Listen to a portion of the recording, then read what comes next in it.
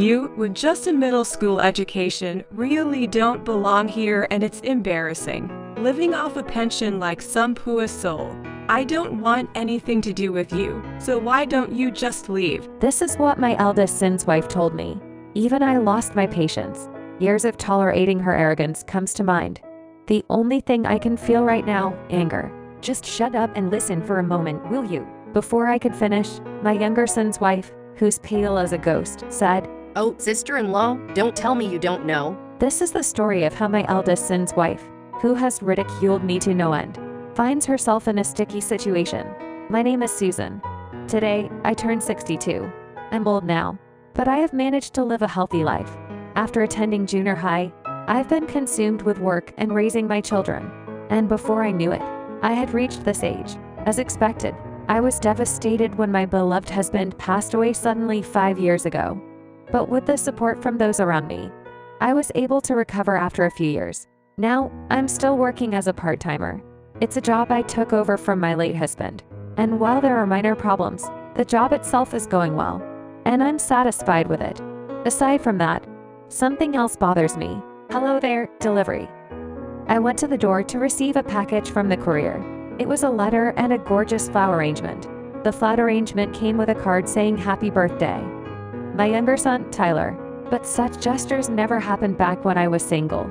It must be Ashley, Tyler's wife, who thought of this. They got married just last year. For better or worse, Tyler, my youngest son who is carefree and gentle, got married to Ashley last year, who is responsible and caring. They live about an hour's drive from here, and occasionally they come to visit, showing concern and even inviting me on trips. I immediately called Ashley to thank her. She happily said, "Happy birthday. I heard you like flowers, Mill. Please stay healthy, and I look forward to seeing you again." Honestly, Tyler is lucky to have such a wonderful wife. The problem is the sender of the sealed envelope. The sender is my eldest son, Ethan. Inside was a birthday card. Ethan, who married a bit earlier than Tyler, isn't the type to do such things on his own either. It must have been sent by his wife, Linda. Linda, my eldest son's wife, has been my biggest worry. Linda, who prides herself on her Ivy League education and elite job at a major company. Strong-willed, straightforward, and frankly, quite arrogant.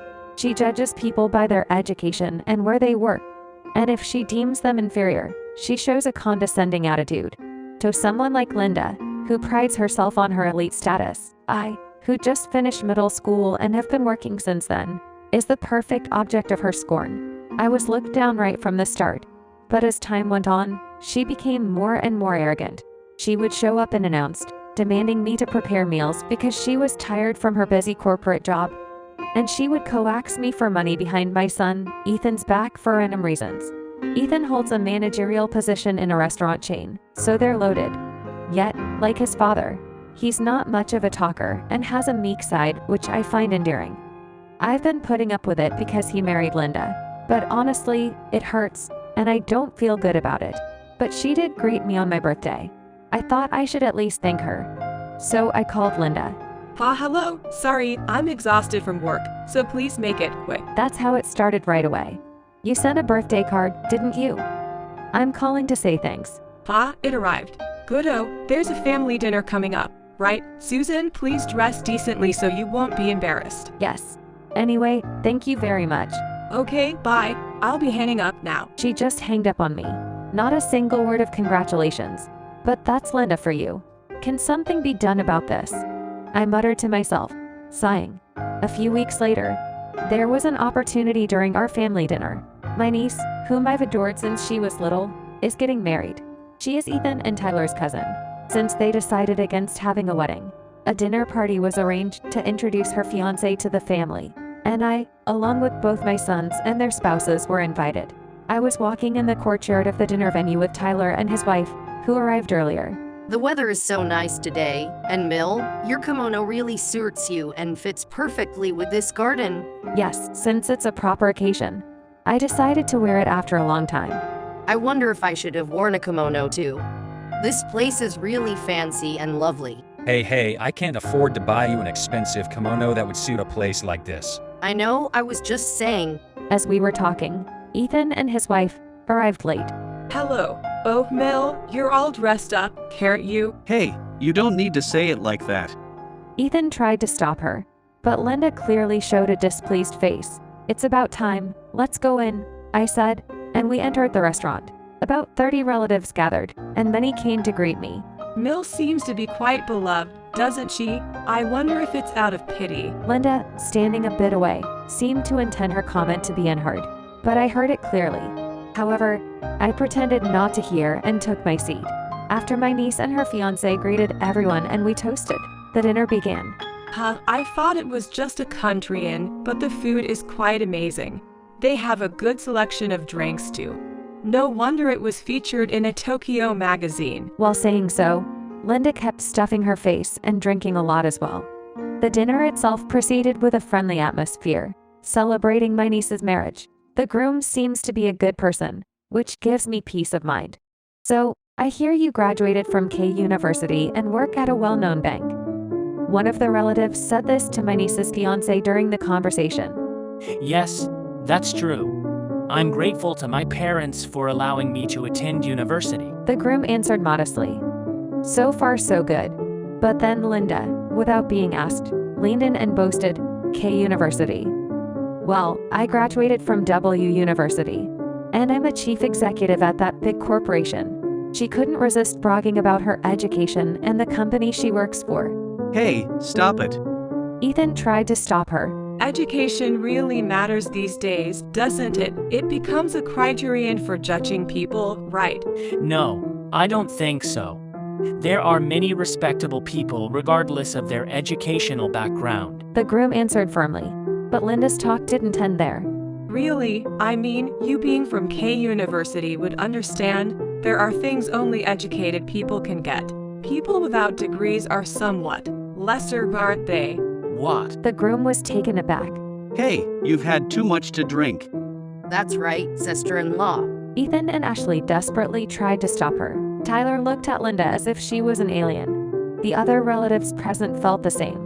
Normally, without a good education, you can't get into a good company or make money, right? You understand, don't you, Mom? Suddenly being addressed like this was something I could have imagined. I wonder about that. Linda, you've drunk too much. Why don't you go outside and get some air? I answered calmly, but it seemed to have hit a nerve with Linda. What's with the attitude? Linda, that's a bit too much. Did you just tell me to go outside? Tell me, a W University graduate from you, who didn't even finish high school. I don't get it, haha. Hey, you bitch. Ethan tried to intervene, but I stopped him with a look. At this point, I thought it was necessary to let the pus out. Linda, if you have something to say, why don't you say it? When I said that, Linda snorted with laughter before launching into her tirade. Well, if you'll let me speak, from my perspective, it's embarrassing to stand in front of relatives like this without even a high school diploma or any qualifications, haha. The newly married couple and all the relatives were focused on us. Since your husband passed, I haven't seen you work much, so you're basically unemployed, right? At 62, which you said you are, in places like where I work, you wouldn't even be retired yet, but still working hard as an elite manager. It was now entirely Linda's show. She even seemed to be enjoying herself. You ended up like this because you didn't even go to a good university, let alone high school, and have no qualifications, haha. Now you're living off a pension, in poverty, can't you? Don't you find that pathetic? I would never want to end up like you, Mill, haha, but I won't since I work at a big corporation. Not just the relatives, but even the staff bringing the food stopped to listen to Linda's words. And then, Linda uttered the decisive words. You, with just a middle school education, really don't belong here, and it's embarrassing. Living off a pension like some poor soul. I don't want anything to do with you, so why don't you just leave? This is what my eldest son's wife told me. Even I lost my patience. Years of tolerating her arrogance comes to mind. The only thing I can feel right now, anger. I held back tears, feeling a stinging sensation at the back of my nose. Just shut up and listen for a moment, will you? Before I could finish, my younger son's wife, who's pale as a ghost, said, Oh, sister-in-law, don't tell me you don't know. Huh? Unaware of what? Linda looked at Ashley with a puzzled expression and then surveyed the other relatives. Some had bitter expressions, some were seriously angry, and some looked disdainful. Ethan was holding his forehead, looking down. Heck, what? What is this all about? When Linda said this, Ashley answered in a trembling voice. Mother-in-law is the owner of this inn, you know? After a moment of silence, Huh? Stop joking. What are you talking about? Linda snorted with laughter. Then, the chef and the staff present rushed over to me. Ma'am, are you okay? You're a wonderful person.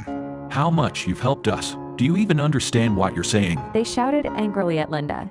Linda turned to Ethan. Ethan, what's this all about? It's exactly as Ashley and the chef said. Huh? What are you talking about? This has never been mentioned before. This inn was run by my father and mother. After my father passed away, my mother took over as the representative. But she couldn't manage it alone, so now she lends her name and lets someone else run it. But being the owner is a fact. What? Why didn't you say anything? If I had told you, you would have started demanding everything, saying all sorts of things. I wanted to leave my mother in peace as she was grieving my father's death. Besides, you looked down on her the moment you heard about her educational background, showing no interest.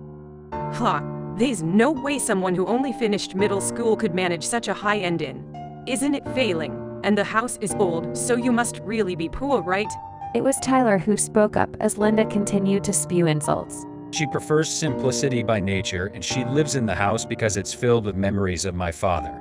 She also owns a condominium near the station and several other properties bought with my father.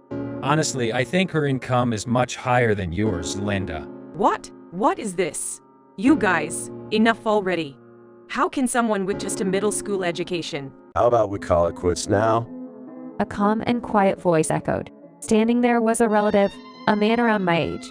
He was dressed in a bespoke suit. What do you want, mister? Mind your own business. Who are you, hey? As Linda was about to retort and looked at the man's face, her face instantly turned pale. Do you recognize me? No way, the executive vice president. This man is my late husband's cousin. Apparently, he is also the executive vice president at Linda's company. I had no idea we had a problematic employee in the family. To be honest, your reputation at the company isn't that good. I've heard you're harsh on other employees, judge subordinates by their education, and treat them differently. It seems to have a significant impact on work, including derailing some projects. The executive vice president continued, addressing Linda, who looked like she is about to pass out. Considering how terrible you've treated your own family, I can only imagine what you're like at work. After this incident, I'll make sure to thoroughly review the reports on you. You're likely facing a demotion or a transfer. No, please, executive vice president, please, anything but that. Ethan grabbed Linda by the shoulder as she tried to plead with the executive vice president. That's enough, Linda. What? If you had just told me from the start, none of this would have happened. Do something about it. Hey! Linda, with a face red with anger, snapped back. Seeing your behavior today, I'm sure this is the end. Linda, we're getting a divorce. It's not just today, but you've ruined such an important moment, caused problems at work. And above all, I can't stay with someone who insults my mother, who worked hard to raise us. Ethan gave her a real talk. With Tyler's arm around my shoulders and Ashley by my side, I cried. What is this? Everyone's defending such a middle school dropout hag. As if someone like me could be demoted or divorced. Stop joking around. Linda was in disarray. The executive vice president quietly said, I don't want you here anymore. You should leave now. Indeed, this is an important occasion for us. My aunt is an important person to us. This is not pleasant. Please leave. My niece, who had been watching the situation, also gave her thoughts firmly. This is ridiculous. This can't be happening. Linda was stunned. She left the room escorted out by the staff. Everyone, I apologize for my wife's extreme rudeness. As Ethan bowed his head, my niece held my arm and spoke to me. Andy, don't worry about it. We love you very much. Besides, that person won't be your daughter-in-law anymore. Exactly. Mother-in-law, don't even worry about it. Everyone here respects you a lot. Ashley leaned in and tried her best to comfort me. Right? I'd feel relieved to cut ties with that person.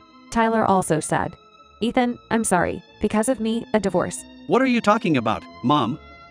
If anything, I'm truly sorry for everything up to now. From here on out, I'll be loyal to you. Ethan said this, placing his hand on my shoulder. After that, we all cheered up and were able to finish the dinner party without any further incident. A few months later, Ethan and Linda's divorce was finalized. Linda made a fuss seeking alimony and even went to family court. But her claims were all discharged, according to the executive vice president.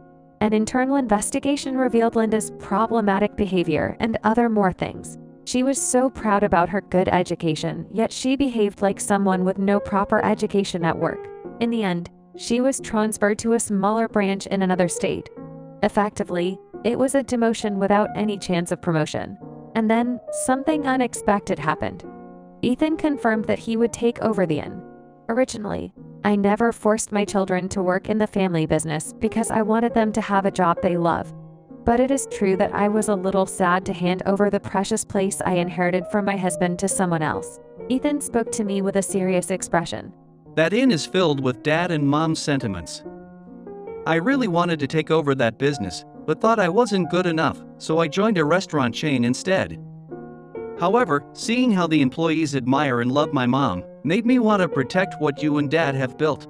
Ethan, thank you. I'd love for you to do that. But there's so much you need to learn and study until then. I'll be strict in teaching you, so do your best. With Ethan working at the inn and undergoing training, I became busy once again. A year later, on my 63rd birthday, Ethan and I were waiting in front of the house when Tyler's car arrived. Mother-in-law, happy birthday. Ashley, who got out of the car, greeted me cheerfully. Tyler gently lifted the baby from the child seat in the back and started to soothe it. Welcome, both of you. Oh, it's 3 now, isn't it? They had a baby. And I finally became the grandmother of a lovely grandchild. I'll soon be officially taking over the inn, and I want to serve delicious food for my nephew's future celebrations. Ethan, who had worked hard in his training and was set to officially take over the inn this year, also smiled. Lately, I've been secretly thinking about finding someone new for Ethan, who has finally become fully capable.